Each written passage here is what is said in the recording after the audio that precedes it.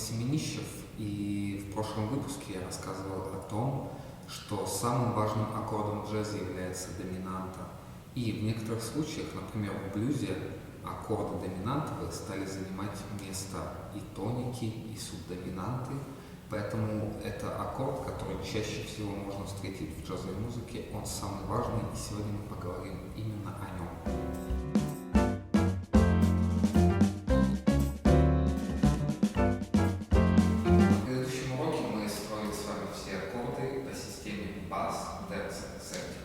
Итак, вспомним, как мы строили аккорд доминантовый, напомним, в нем большая терция и малый септим. Особенность этого аккорда в том, что между терцией и септимой в нем образуется тритон. Называйте это уменьшенная квинта или увеличенная кварта, без разницы, тритон остается тритоном. Основная особенность тритона в том, что он является единственным интервалом, который, обращаясь, становится тоже тритоном. И многие из вас, наверное, слышали такое понятие, как тритоновая замена. Что же оно значит?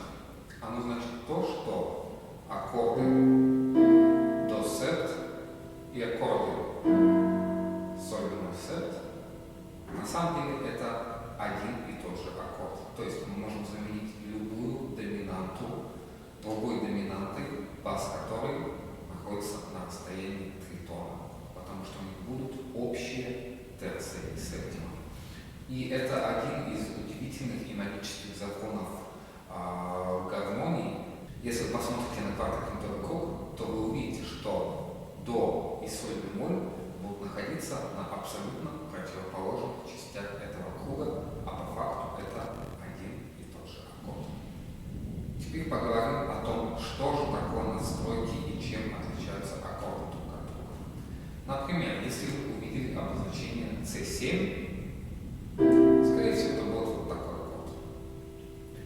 Если вы увидели обозначение C9, это значит, что у него добавилось всего-навсего нона. В данном случае нота ре. И здесь маленький лайфхак для всех. Перестаньте строить аккорды по терциям. То есть не надо делать так. Окей, ми терция, соль квинта, си бемоль септима, ре это нона, вот я нашел нону.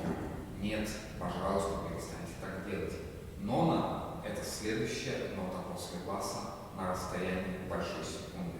Соответственно, мы просто от ноты до строим большую секунду наверх. И вот у нас нон-аккорд.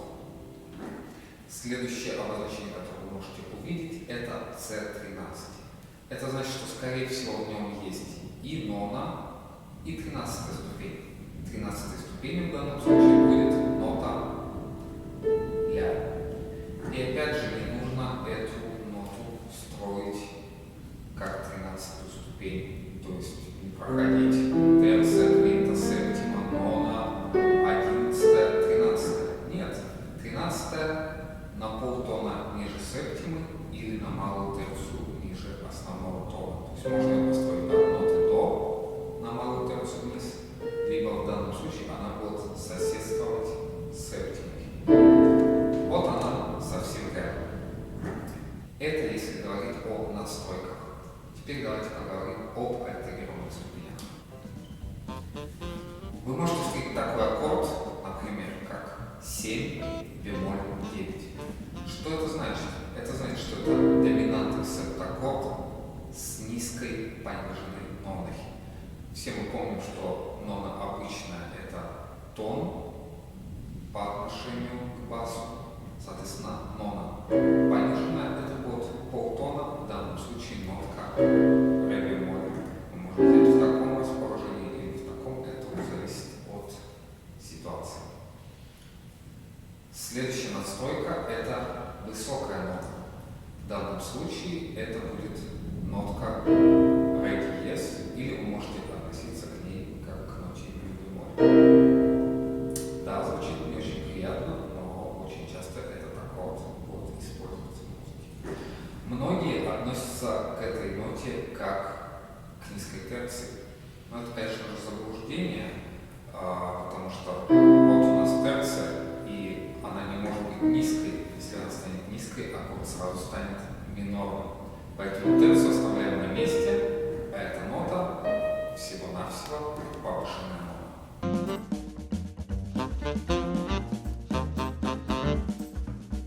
Следующая настройка – это высокая одиннадцатая.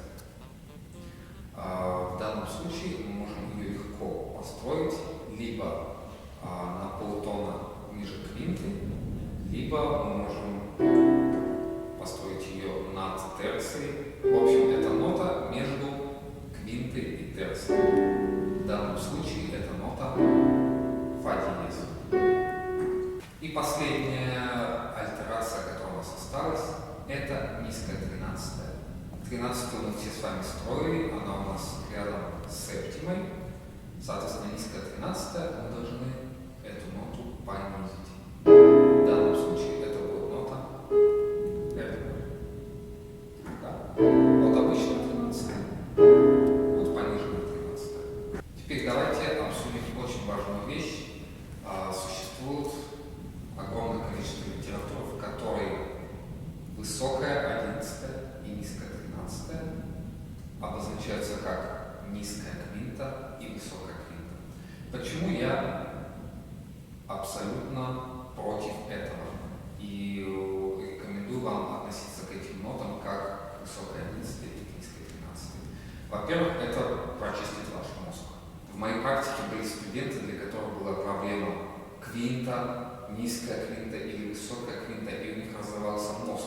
Как бы три ноты, но на самом деле одна и та же с различными вариациями. Нет, относитесь к ним как к высокой одиннадцатой, квинте и как к низкой тринадцатой. Почему я рекомендую это делать? Представьте себе, нам нужно сыграть вот такой аккорд. Как вы будете его записывать? Как аккорд с квинтой, низкой квинтой и высокой квинтой? Но это же чушь. Вы, конечно же, его запишите как аккорд альтерированный или аккорд с высокой одиннадцатой и низкой тринадцатой. Не нужно бояться этих альтераций, у них нет ничего страшного. Сейчас я раскрою один маленький секрет. Давайте соберем все альтерации, которые я назвал. Низкая нона, высокая одиннадцатая, низкая тринадцатая. Если собрать их вместе и добавим септиму аккорда, то мы получаем соль бемоль мажорную пентатонику. И это еще один из великих секретов музыки. Мы получаем пентатонику аккорда, который является тритоновой заменой нашего основного аккорда. Итак, основной аккорд до, его альтерации образуют собой пентатонику аккорда, который является тритоновой заменой для аккорда до си.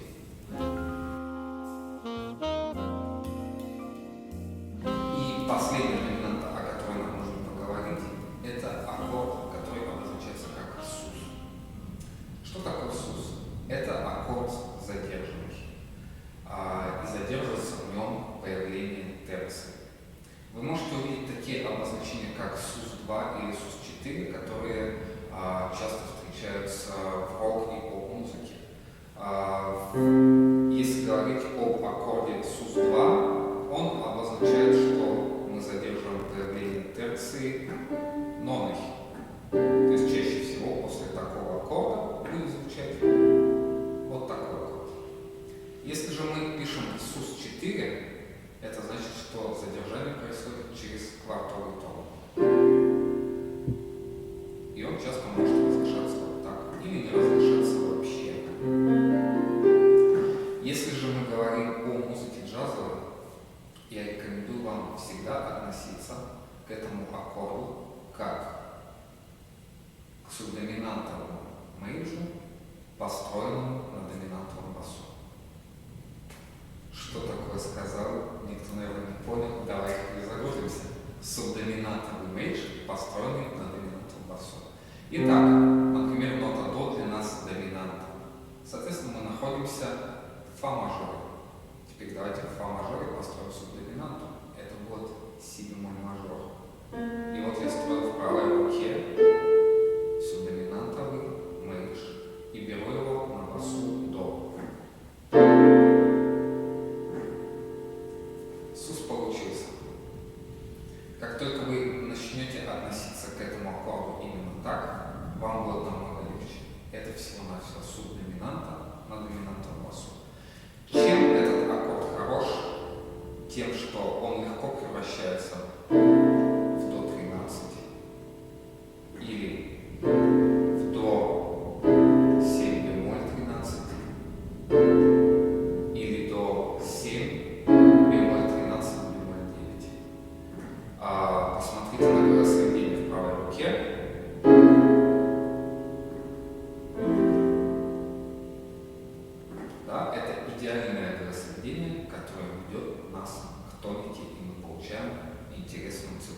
аккордов, и все это аккорды доминантовые, конечно же, кроме последнего.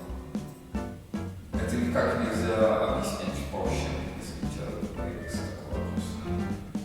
Итак, сегодня мы узнали, что же такое альтерации, что же такое надстройки, что же такое аккорд под названием СУС, перестали бояться обозначений бемоль 9, диез 9 и бемоль 13. Увидимся через неделю. Всем пока.